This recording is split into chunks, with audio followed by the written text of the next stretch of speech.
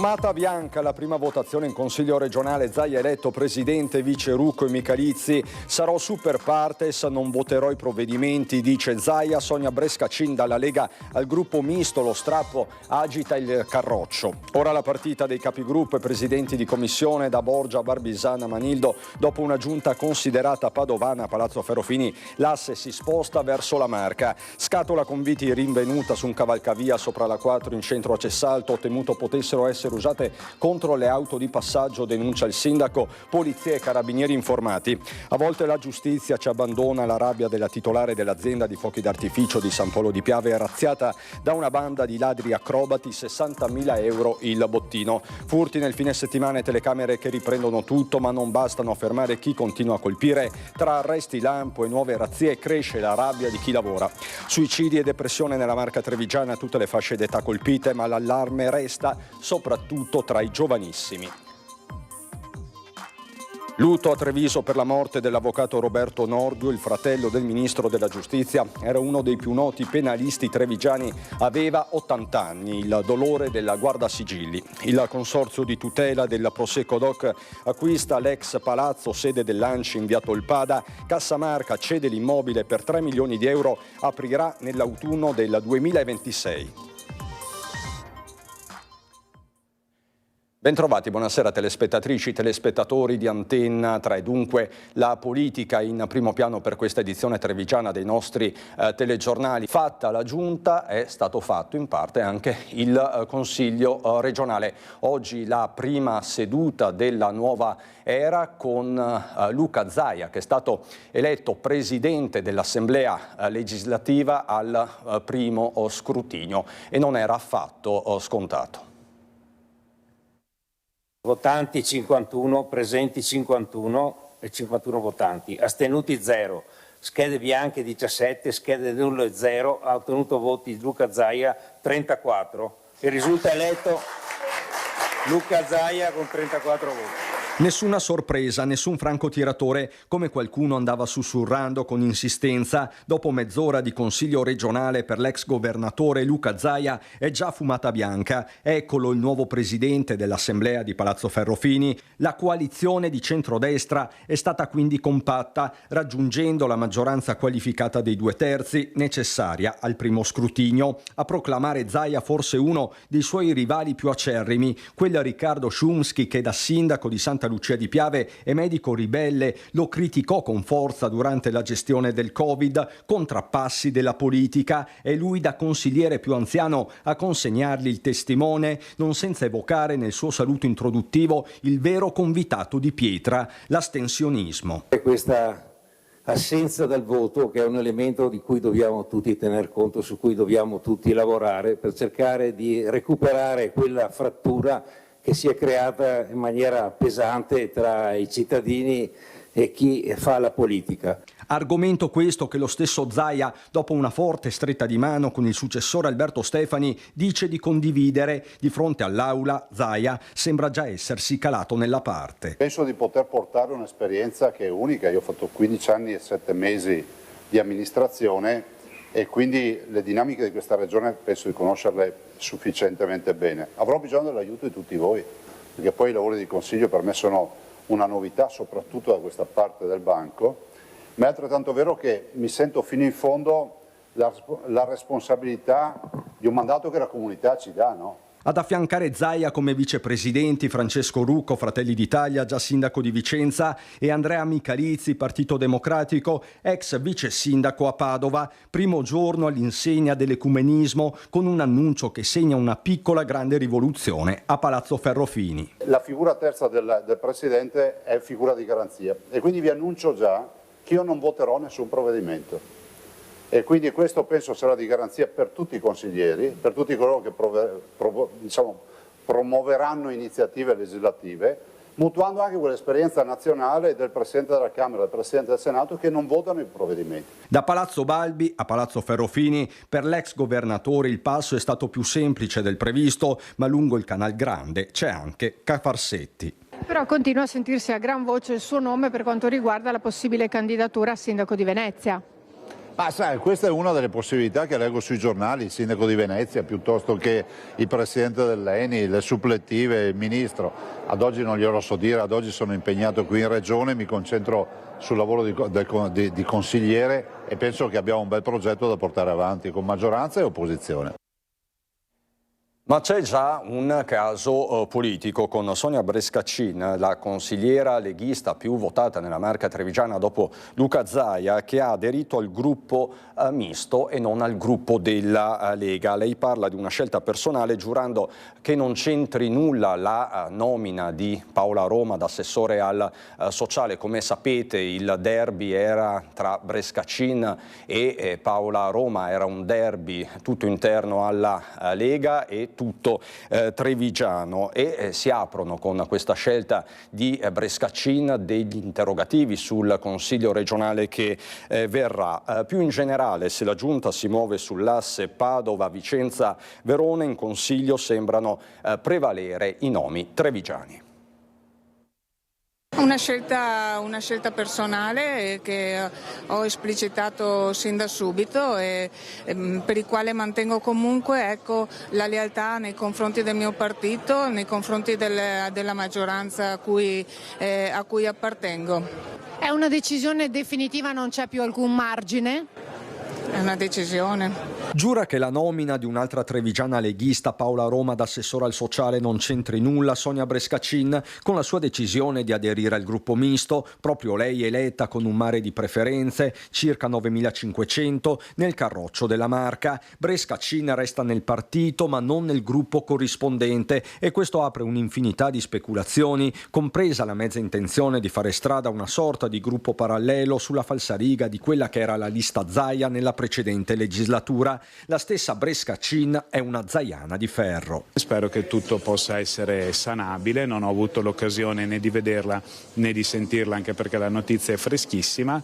Ho letto che assicura lealtà alla compagine di governo e anche al partito, e quindi sulla base di queste cose, per quello che potrò, mi muoverò affinché la frattura possa essere ricomposta. Barbisan, che dicendo questo già pare muoversi da capogruppo dei leghisti, ruolo che potrebbe essergli attribuito già nella giornata di giovedì. Un altro trevigiano invece, Claudio Borgia, escluso dai giochi per la Giunta, sarà, salvo Coupe de Théâtre, guida dei meloniani. Insomma, se l'asse Padova-Verona prevale in Giunta, Treviso riemerge in Consiglio anche sul fronte del centrosinistra, con l'ex candidato presidente, l'avvocato trevigiano Giovanni Manildo. Io sarò il capogruppo del Partito Democratico e adesso vedremo poi i passi successivi. Finalmente l'opposizione da minoranza può diventare veramente opposizione in modo serio e costruttivo. Manildo, che per inciso si dichiara preoccupato dalle prime esternazioni dell'assessore Gino Gerosa su fiscalità e sanità pubblica, ma il fronte si è appena aperto. Non vorremmo che fosse una desistenza nella difesa della sanità pubblica, e su questo saremo molto attenti e vigili e vorremmo chiarimenti da parte del Presidente e dell'assessore. Tornando al centrodestra, tira le file della giornata il neogovernatore Stefani. L'ok a Zaia era un primo obiettivo politico. Nel segreto dell'urna dell'arresto si potevano consumare vendette. Era ovviamente un rischio andare al primo voto, perché sapete benissimo che il primo voto richiedeva la maggioranza qualificata, mentre da domani sarebbe bastata una maggioranza diversa, quindi non più 34 voti. Questo è stata una nostra scelta, eravamo sicuri della maggioranza, di una compattezza della maggioranza, e poi si è verificato nei fatti. Dalla politica alla cronaca, con l'incubo Lanci dal cavalcavia che ritorna, perché è stata una serata d'allarme a Cessalto, dopo che è stato ritrovato un contenitore con delle viti di legno, questo su di un cavalcavia che appunto sovrasta la 4. A lanciare la segnalazione un cittadino, a lanciare poi l'allarme alle forze di polizia il sindaco. Abbiamo rinvenuto, grazie alla segnalazione di un cittadino, una latta contenente delle viti in legno, molto probabilmente dovevano essere utilizzate per essere lanciate sopra l'autostrada. Erano a latere del sovrappasso, ben nascosta. Questa latta appunto conteneva delle viti di grandi dimensioni. È un terribile sospetto quello del sindaco di Cessalto, Emanuele Crosato, dopo un ritrovamento a dir poco inquietante nella serata di sabato in mezzo uno dei cavalcavia del paese in via Donegal. Sovrasta la 4 ed è per quello la pericolosità. In effetti mi è subito venuto in mente quel periodo tragico in cui tiravano i sassi in autostrada, quindi ho subito ancorato la cosa a questi fatti, e quindi siamo intervenuti immediatamente attraverso i tecnici del comune. Ho avvisato i carabinieri e la polizia. Questa è l'ennesima dimostrazione che le segnalazioni sono importanti le segnalazioni che vengono fatte dai cittadini verso le forze dell'ordine. Da capire se e come si sta procedendo. Di certo il comune è pronto a mettere a disposizione le immagini del proprio sistema di videosorveglianza. E come sempre qualsiasi organo di polizia ha la possibilità di utilizzare le nostre registrazioni, anzi ben vengano se possono identificare qualsiasi pericolo. E tra questi pericoli c'è chiaramente l'allerta furti. Ladri nell'arco degli ultimi 10 giorni hanno battuto la zona, in alcuni casi asportando degli utensili. Passaggi sono stati registrati anche nel capannone dell'azienda agricola dei genitori del sindaco e in alcune case adiacenti. Noi abbiamo la fortuna di avere un comando efficiente, che funziona a piano organico, personale addestrato e fortemente motivato, e quindi l'importanza di chiamare il 112 e dare subito l'informazione immediata, in modo tale che loro in pochi minuti possano intervenire. E a proposito di furti, c'è da registrare la rabbia della titolare di una nota azienda di fuochi d'artificio razziata nei giorni scorsi appunto a San Polo di Piave. Pensate, sono entrati in azione dei ladri acrobati, 60.000 euro il bottino. Un bunker violato dall'alto da un comando specializzato, banditi che si sono arrampicati fino al tetto per poi calarsi all'interno con delle corde. I titolari nelle scorse ore sono andati dai carabinieri, acquisite le telecamere di videosorveglianza per ricostruire il percorso del furgone che ha raggiunto lo stabile dai campi. La rabbia e lo sconforto di Marzia Papa. Abbiamo paura di questa gente e non va bene. Dobbiamo difendere anziani, dobbiamo difendere famiglie, le nostre famiglie. E quindi questo è una cosa che si deve risolvere con la giustizia. Ci vuole una pena più certa, ci diceva anche suo papà. Certo, dobbiamo essere sicuri della nostra giustizia, che tante volte ci abbandona. Un colpo su commissione, banditi trasfertisti che hanno studiato il furto nei minimi dettagli. Non si esclude che nei giorni scorsi possano essere stati utilizzati dei droni per monitorare la zona. Materiale, quello rubato, tra l'altro, pericoloso. Materiale comunque anche pericoloso da trasportare. Pericoloso da trasportare, pesante, perché non stiamo parlando di 1 chilo da portare in una mano, sicuramente trasportato in coppia, quindi con le varie difficoltà, varie pericolosità, e soprattutto difficile da smistare, cioè non è dedicato alla famiglia, è un prodotto speciale, un prodotto particolare, e deve essere trattato se non da pirotecnici ma almeno da qualcuno con un minimo di base di conoscenza. La pirotecnica Papa è un'eccellenza trevigiana nel settore degli spettacoli con fuochi d'artificio utilizzati per grandi eventi. Hanno appena festeggiato l'anno scorso i 140 anni di attività, e purtroppo ricevere un furto di questo tipo in un periodo poi come questo molto anche caldo dal punto di vista lavorativo, perché ci avviciniamo alle feste natalizie, al Capodanno, ai Panevin che ci saranno a inizio gennaio, ecco, è una botta sicuramente molto importante. Un danno che supera 60.000 euro, ma noi non ci pieghiamo e non molliamo mai, spiega Marzia Papa.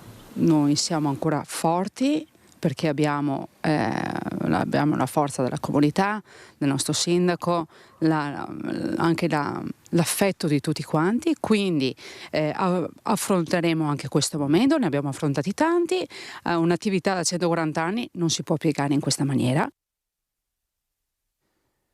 E cresce la rabbia, l'esasperazione in tutta la Marca trevigiana. Con Nicola Marcato andiamo sulla strada noalese alla storica trattoria La Moncia.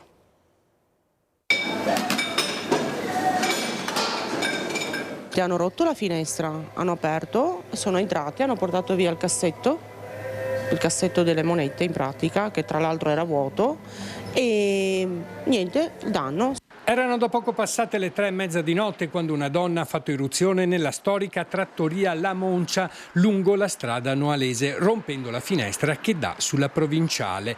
Probabilmente fuori ad attenderla c'erano 1 o 2 complici. La scena è stata catturata dalla telecamera di sorveglianza. Nelle immagini la ladra è immortalata mentre si aggira con disinvoltura nel locale, dirigendosi immediatamente verso il registratore di cassa. Ignara che al suo interno non c'era nulla da sottrarre.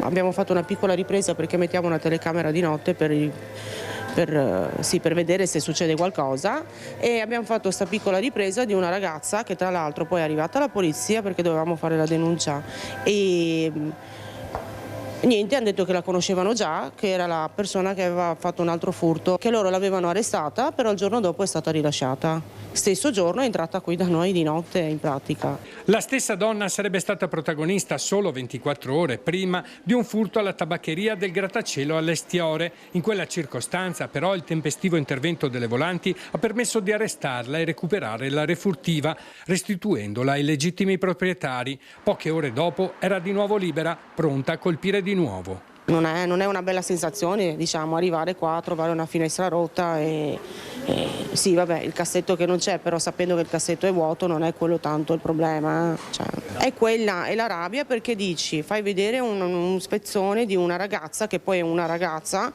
e ti dicono la conosciamo già, l'abbiamo arrestata, l'hanno rilasciata il giorno dopo, non è tanto una bella cosa. Dove andremo a finire? Delusione e indignazione che tanti commercianti provano verso un sistema che sembra incapace di fermare chi con apparente impunità continua a colpire le loro attività.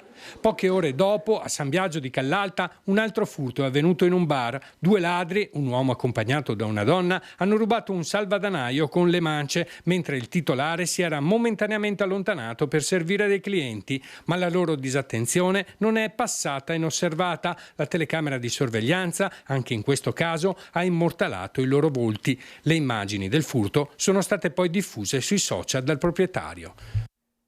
Tragico ritrovamento nel pomeriggio a Spresiano. Il corpo di una donna di 86 anni è stato individuato nelle acque del canale Piavesella in via Fonfa dopo la segnalazione di un passante. L'anziana si era allontanata dalla propria abitazione. Secondo quanto emerso si tratterebbe di un gesto estremo. Sul posto sono intervenuti i sommozzatori dei Vigili del Fuoco, i carabinieri, con la salma che è stata affidata ai familiari per le esequie. Ma quello dei suicidi, dei gesti estremi, resta un fenomeno nella Marca trevigiana, un fenomeno purtroppo in crescita, soprattutto tra i più giovani. A fare il punto nelle scorse ore è stato il direttore generale dell'ULSS 2, Francesco Benazzi.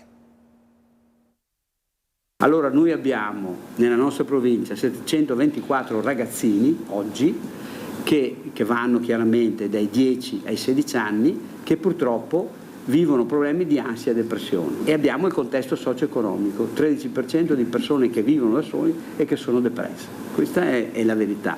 E quindi tutto quello che serve, e la musica ci aiuterà e loro ci aiuteranno col loro messaggio a tirare fuori dall'iceberg quello che manca, quelli che non si presentano nei servizi, è importante. I dati che il direttore Benazzi riferisce sono inquietanti e superare lo stigma legato alle malattie psicologiche sembra ancora molto difficile. Nel 2023 abbiamo avuto 83 suicidi che riguardano però soprattutto in maggioranza gli uomini, però ecco, dopo aver aperto il tavolo dei suicidi provinciale dove le istituzioni sono insieme proprio per combattere questo problema, siamo passati a 75. Io credo che sempre di più le persone devono avere la forza di venire a farsi prendere in carico, perché le istituzioni ci sono, la struttura c'è, l'importante è ecco superare questo stigma. Le donne in media compiono il gesto estremo in percentuale molto minore perché le trattiene spesso il pensiero dei loro figli, ma trovare la forza di parlare o di chiedere aiuto a volte passa anche per le emozioni, quelle non dette, quelle che lo spettacolo All You Need Is Love, in prima nazionale il 3 gennaio prossimo al Teatro del Monaco, cercherà di far emergere in ognuno di noi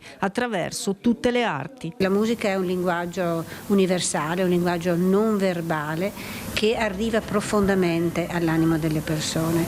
Quindi è uno spettacolo che come amministrazione comunale abbiamo deciso sin da subito di sostenere. Parliamo in All You Need Is Love di tematiche molto delicate come la depressione, il tentato suicidio, la perdita della speranza nella vita, ma anche la possibilità di ritrovare quella luce attraverso la forza salvifica della musica e quegli incontri a volte casuali che ti permettono di avere un confronto, avere la possibilità di approfondire te stesso in un modo che non ti aspettavi e che ti dà nuove aperture verso il futuro. Troviamo a monte la scrittura autoriale, poi troviamo un'ampia parte di prosa e ovviamente c'è del ballo con un corpo di 4 ballerini eccezionali e ovviamente poi c'è il canto con le musiche dei Beatles eseguite dal vivo da una band veramente di eccellenza, di musicisti eccezionali.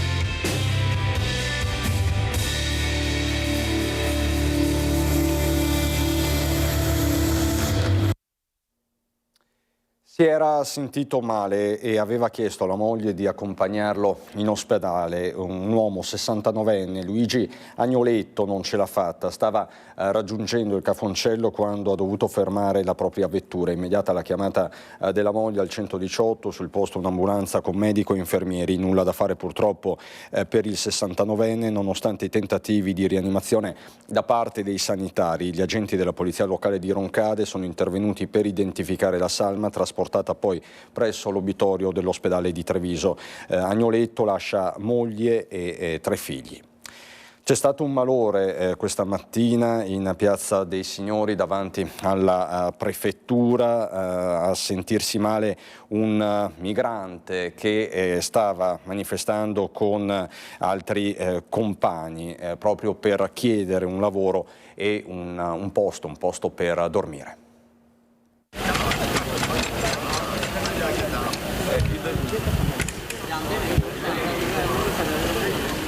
È iniziato male il sit-in dei 7 migranti, tutti con permesso di soggiorno richiesto od ottenuto. Uno di loro, Usman, si è accasciato a terra, probabilmente vittima di un malore dovuto al freddo sopportato in questi giorni e un'ambulanza l'ha portato in ospedale per i controlli. Gli altri raccontano di come dormono nei parcheggi dell'Appiani o dal Negro, di come non trovino spazio nei dormitori cittadini, tutti già occupati. Hanno freddo, fame, cercano un lavoro, non vogliono certo delinquere, cercano solo aiuto. Molti di loro hanno fatto viaggi allucinanti per fuggire dai loro paesi. Sono venuto in Italia perché tante cose che minaccia non pace, guerra dei Taliban, Pashtun, perché siamo Pashtun viviamo vicino Afghanistan, tu conosci, c'è una guerra dei Taliban, non posso andare a scuola, non posso lavorare perché non sicuro là. Sono arrivato in Italia a piedi, un anno di Pakistan, Iran, Turchia, Bulgaria, Serbia, Croazia, Slovenia e ultimo Trieste. C'è chi li guarda con disprezzo, chi con distanza e chi invece, come loro, ha avuto una storia che viene da lontano e ringrazia i trevigiani per avergli dato un'opportunità. Io vivo qua a Treviso da sempre nella vita, so che i trevigiani alla fine mi hanno dato un'opportunità di integrarmi. Presso una persona anche stamattina al bar è arrivato un signore come loro, oggi non è stato un caso, ma questo signore è arrivato avvolto in coperta senza scarpe, ma ho visto che la gente comunque guardava questa scena. Io l'ho voluto portare dentro al bar per far capire come io sono di colore, posso potermi permettere di pagarmi un caffè, anche loro che vivono una situazione che non si possono permettere magari all'inizio. Siamo anche persone che possiamo dargli un aiuto, almeno anche delle scarpe che non usiamo.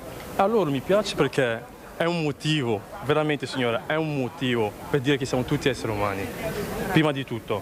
Sissé si è integrato, lavora all'aeroporto, ha addirittura un suo marchio di abbigliamento, Kolokush, ed è stato l'unico a portare una parola di conforto ai suoi fratelli, promettendo di aiutarli. Ma loro hanno una vita prima di tutto, una dignità.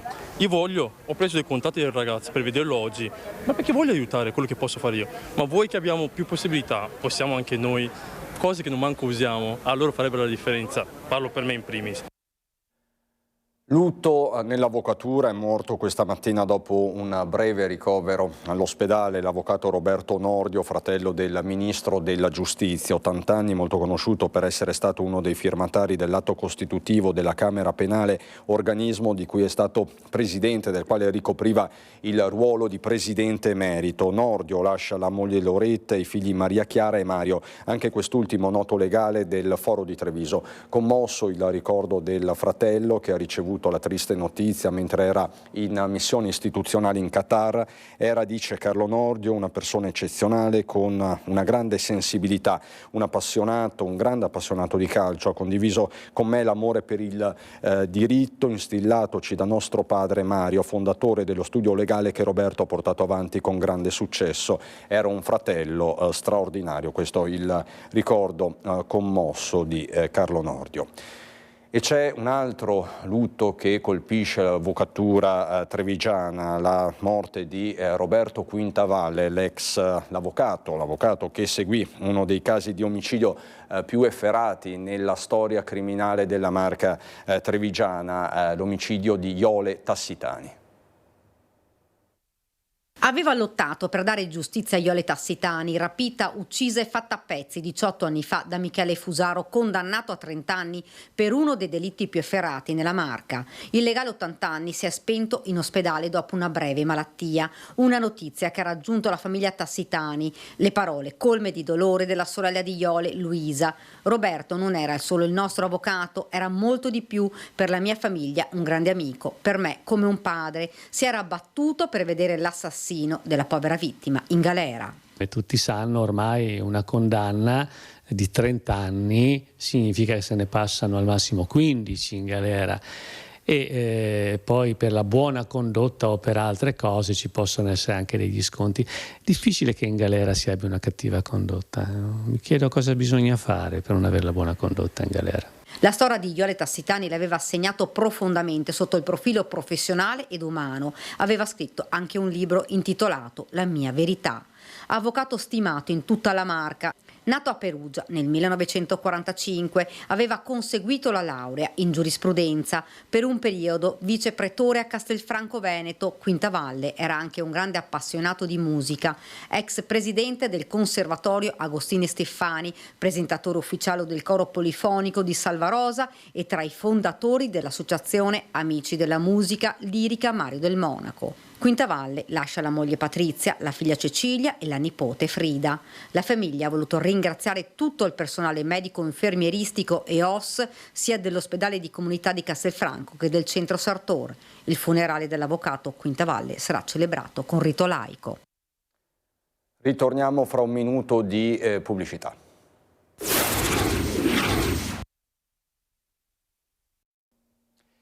Di nuovo in diretta per ritornare a Treviso e aggiornarvi su una importante operazione di tipo urbanistico, perché il Consorzio di tutela del Prosecco Doc acquista l'ex palazzo sede dell'ANCI in via Tolpada. Cassamarca cede l'immobile per 3 milioni di euro e aprirà nell'autunno del 2026. È un'ambizione che abbiamo anche noi, è stare a Treviso. Potevamo trovare delle sedi esterne, ma vogliamo rimanere nella città di Treviso, nella nostra bellissima città di Treviso, e non c'era occasione migliore o locazione migliore del palazzo che abbiamo appunto acquisito, l'ex ANCE in via Tolpada.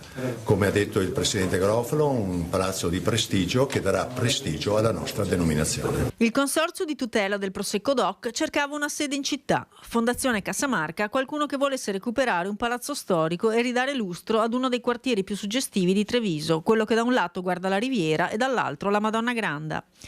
Il palazzo, a lungo un buco nero cittadino, è un edificio del 400 con una superficie di circa 1500 metri quadri. Sarà sottoposto a un restyling completo e potrebbe aprire già nell'autunno del 2026, ospitando i 15 dipendenti del consorzio, tra cui direttore, vice direttore e personale amministrativo. Un'operazione del valore di circa 3 milioni di euro che si inserisce nel filone dell'alienazione dei beni immobili da parte di Fondazione Cassamarca per risanare i suoi conti.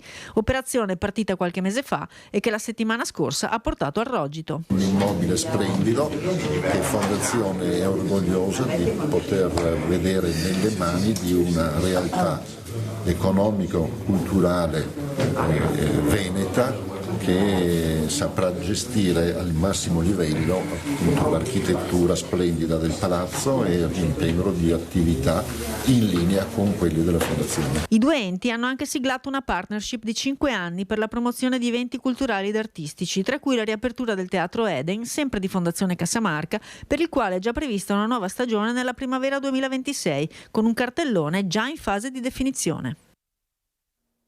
Andiamo adesso a Belluno.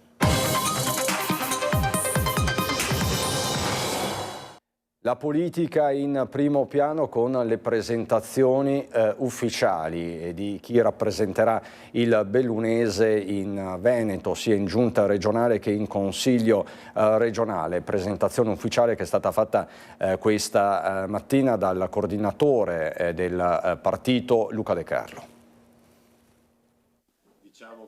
Cresce Fratelli d'Italia in provincia di Belluno, la migliore in assoluto in termini di preferenze al partito, da oggi rappresentato a Venezia da Dario Bond, neoassessore alla montagna, agricoltura, caccia pesca, demanio idrico, bonifiche e coordinamento fondi europei, e Silvia Calligaro, prima dei non eletti, che entra a pieno titolo a Palazzo Ferrofini a rappresentare la montagna nel suo paradigma più puro di efficienza e sostenibilità. Quello che la montagna e la provincia di Belluno ha bisogno è di regole chiare e soprattutto cucite su misura per un territorio che necessariamente è diverso rispetto ad altri territori di pianura. Non si parla semplicemente di risorse, ma di regole e regolamentazione completamente diversa. La specificità, meglio l'autonomia di Belluno, oggetto dell'accordo preelettorale sottoscritto dal neo-assessore Dario Bond con il movimento BARD, sarà il centro del mandato dei due esponenti di Fratelli d'Italia, da oggi l'uno a Palazzo Balbi, l'altra al Ferrofini. Io sono uno con notevole esperienza, anche il percorso della specificità della provincia di Belluno dello statuto era non facile, l'abbiamo portato a casa, poi purtroppo per una serie di motivi, la legge del Rio,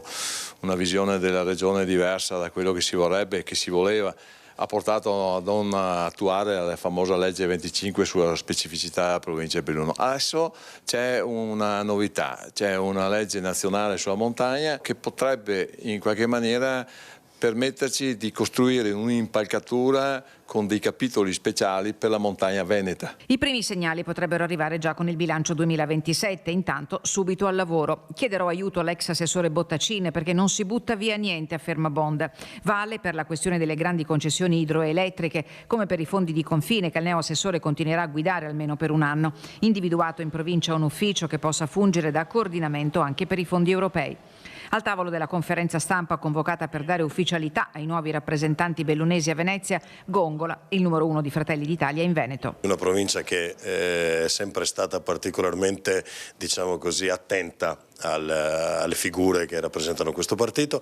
Oggi possiamo schierare un assessore di grandissima esperienza, di bravura come Dario Bond, un consigliere che viene dal territorio e che è sindaco, è stato sindaco fino al momento in cui decadrà proprio per entrare in consiglio regionale, a dimostrazione della crescita di un partito. Oggi abbiamo due riferimenti forti e lavoreremo insieme, lo faremo nell'interesse esclusivo di questo territorio. Ammende e sanzioni per 170.000 euro, un bar sospeso per lavoro nero e 14 aziende non in regola in materia di sicurezza sui luoghi di lavoro. Il bilancio dei controlli in provincia dei Carabinieri per la tutela del lavoro. Chi bara sul lavoro prima o poi paga il conto, i controlli lo dimostrano. 14 aziende non in regola, sanzioni, ammende per oltre 170.000 euro e un pubblico esercizio sospeso. È l'esito delle verifiche su larga scala eseguite dai carabinieri del nucleo ispettorato del lavoro di Belluno con il supporto dell'arma territoriale in tutta la provincia. Non semplici sviste, ma un sistema diffuso di irregolarità. I controlli hanno interessato in particolare pubblici esercizi, cantieri edili e aziende agricole con accertamenti svolti in numerosi comuni, da Belluno a Feltre, dall'Alpago al Cadore. A Feltre in particolare i militari hanno disposto la sospensione di un bar dove è stato sorpreso un lavoratore impiegato completamente in nero, privo di copertura assicurativa e previdenziale, mentre serviva i clienti dietro il bancone. Nel complesso sono state individuate 14 aziende inadempienti, 4 agricole, un cantiere edile, 8 tra bar e alberghi e un esercizio commerciale. Tra le principali violazioni contestate la mancata formazione dei lavoratori, l'assenza della sorveglianza vigilanza sanitaria, l'omessa nomina del medico competente e delle figure responsabili della sicurezza, oltre a irregolarità strutturali, attrezzature non conformi e carenze nei lavori in quota. Doppia attività delle Fiamme Gialle di Belluno in provincia nell'ambito dell'accertamento della sicurezza dei prodotti venduti al dettaglio. A Belluno sono stati sequestrati oltre 5.000 prodotti non sicuri a tema natalizio per un valore complessivo che supera i 24.000 euro esposti in un negozio gestito da un cittadino di nazionalità cinese. Nel Feltrino invece i finanzieri della tenenza hanno proceduto al sequestro di circa 1.400 prodotti di largo consumo e di vario genere, dal sapone ad articoli di cancelleria, per un valore di oltre 71.000 euro. In entrambi i casi i prodotti non recavano sulla confezione gli elementi obbligatori previsti dalla legge. I responsabili delle due attività sono stati segnalati alla Camera di Commercio e rischiano sanzioni fino a 26.000 euro. La cronaca sindacale, la crisi della Idro, vigilia di attesa in vista del tavolo convocato dalla Regione del Veneto per domani. L'auspicio è che l'azienda non avvii alcuna procedura di licenziamento collettivo prima di aver esplorato fino in fondo ogni possibile alternativa, che potrebbe passare anche per la cessione dell'azienda a terzi, annota la sindaca di Feltre Viviana Fusaro, perché la partita che si aprirà domani a Mestre riguarderà non solo il presente ma soprattutto il futuro della città. Fusaro sarà al tavolo regionale assieme ai sindacati. Fondamentale che l'attenzione resti alta, afferma Fusaro, pronta assieme a tutti i rappresentanti delle istituzioni a contribuire al confronto e al sostegno ai 115 lavoratori dello stabilimento Idro di Feltre. Regalo di Natale anticipato per i volontari dell'associazione SEAS Cadore Comelico. Voltiamo decisamente pagina, associazione che svolge un servizio di inestimabile valore per tutta la comunità. Eccolo il nuovo Fiat E-Doblò che i volontari di SEAS Cadore Comelico, che opera in convenzione con ULSS Dolomiti, potranno usare per facilitare gli spostamenti di chi è in difficoltà verso ospedali e ambulatori, riducendo i costi e liberando le ambulanze per le emergenze. Un regalo di Natale consegnato anzitempo da Volksbank, che ha commosso i volontari, anima delle terre alte, valore aggiunto per tutta la collettività. Questo mezzo è indispensabile per le nostre esigenze perché i paesi sono piccoli, le strade sono strette e molte volte dobbiamo parcheggiare un'ambulanza nella piazza e girare con barelle e altro e cercare di dare l'aiuto alla persona che in quel momento ha estremo bisogno. Quindi è un regalo bellissimo, bellissimo. Quest'anno sarà un Natale bellissimo per noi.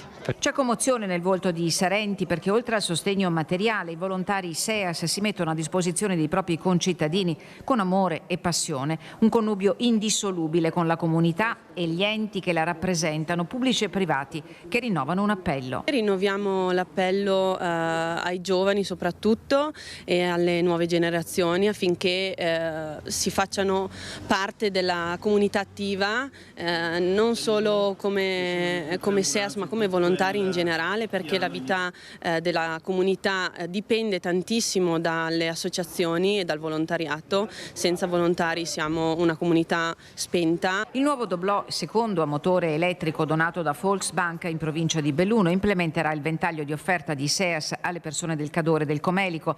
Il nuovo veicolo è dotato di pedana per il caricamento di sedie a rotelle, ha una configurazione interna modulabile con spazi dedicati anche al trasporto di un accompagnatore. Noi abbiamo scelto SEAS perché SEAS è assolutamente l'associazione più emblematica del territorio nel campo del volontariato e del sostegno sociale alla popolazione. Con il suo intervento portato avanti da 53 volontari dal lontano 1978 contribuiscono veramente a creare valore per il territorio. E ci lasciamo anche questa sera con i vostri presepi, le vostre natività. Questa sera vi mostriamo quelli di Aurora e Maddalena Bertelli, di Sant'Alberto di Zero Branco, Claudio Gallette e Lorena Franz di Ponte di Piave, Luigino Dall'Acqua con il nipotino Samuel Gai di Gaiarine e Roberto Zeudi con Emily Bett, sempre da Gaiarine.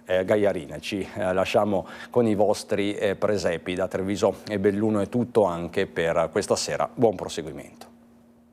Quello che non puoi fare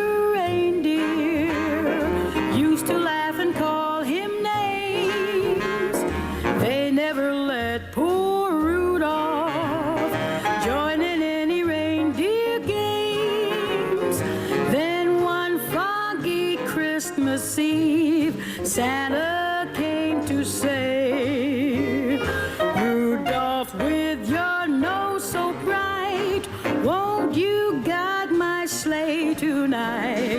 Then how the reindeer loved him as they shouted out with glee, Rudolph the red-nosed reindeer, you'll go down in history.